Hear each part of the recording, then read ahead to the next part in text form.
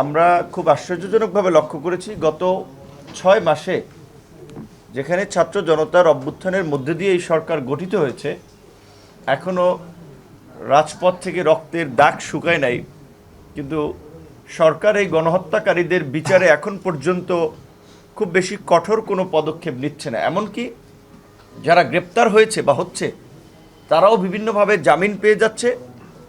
সবচেয়ে আশঙ্কাজনক হচ্ছে যে পুলিশের গাড়িতে আক্রমণ করে আসামি ছিনিয়ে নেওয়া হচ্ছে, এবং যেখানে আমরা বলছি যে গণহত্যাকারীদের রাজনীতি নিষিদ্ধ করতে হবে, শেখ হাসিনা সহ বিদেশে পলাতক সকল আওয়ামী দুর্বৃত্ত যারা গণহত্যায় মদদ দিয়েছে, গণহত্যার মাস্টারমাইন্ড ছিল, তাদেরকে ফিরিয়ে এনে বিচার করতে হবে।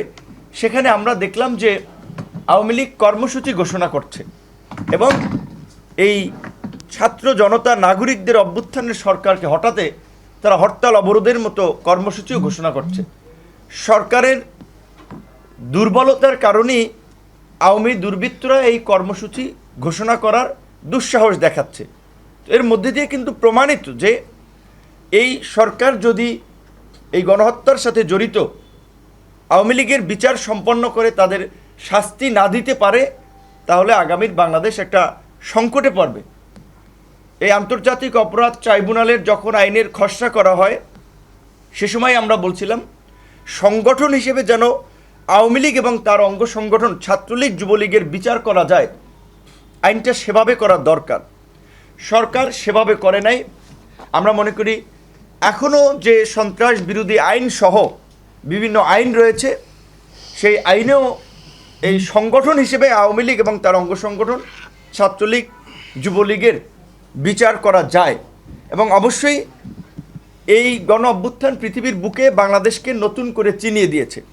কাজে এই গণ অভ্যুত্থান ছাত্র নাগরিকদের উপরে হামলা এবং হত্যাযজ্ঞে যারা জড়িত, তাদের একটা দৃষ্টান্তমূলক শাস্তির মাধ্যমে বিশ্বের স্বৈর শাসকদের জন্য একটা দৃষ্টান্ত স্থাপন করতে হবে।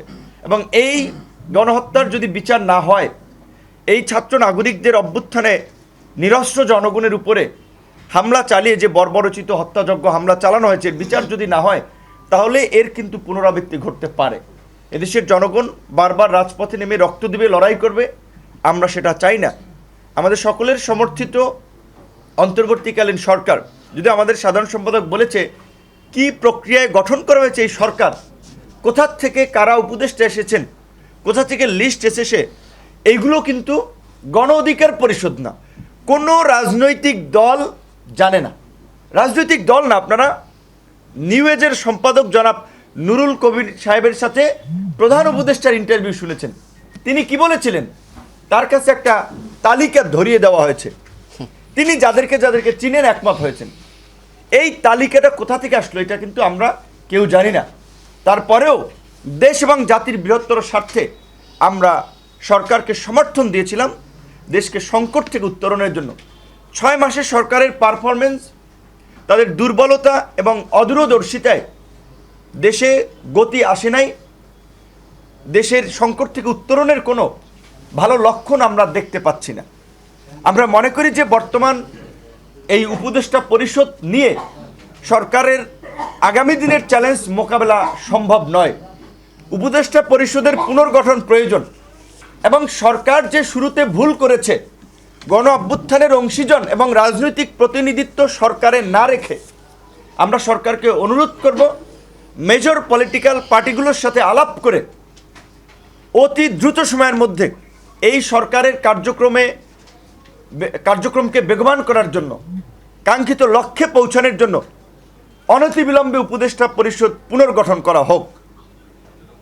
এই উপদেষ্টা পরিষদ পুনর্গঠন করে এই গণ অভ্যুত্থানে গণহত্যাকারী রাজনৈতিক দল আওয়ামী লীগকে বিচারের কাঠগড়ায় দাঁড় করিয়ে রাজনৈতিকভাবে নিষিদ্ধ করে, এবং এই গত 1.5 দশকে যারা দেশের টাকা বাইরে পাচার করেছে, দেশের সম্পদ লুট করেছে, লুটপাটের মহোৎসবে জড়িত ছিল, তাদেরকেও বিচার করতে হবে। শুধুমাত্র গণহত্যার সাথে যারা জড়িত ছিল তাদের নয়, এই অর্থনৈতিক দুর্বৃত্ত মাফিয়া যারা বাংলাদেশকে একটা মাফিয়া স্টেটে পরিণত করেছে, বাংলাদেশের সম্পদ দিয়ে Dubai, Singapore, Malaysia, Thailand USA ইউকেতে যারা প্রপার্টি করেছে, এই সমস্ত অর্থনৈতিক দুর্বৃত্তদেরকেও বিচারের মুখোমুখি করতে হবে এবং এই পাচারকৃত অর্থ ফিরিয়ে আনার জন্য উদ্যোগ নিতে হবে।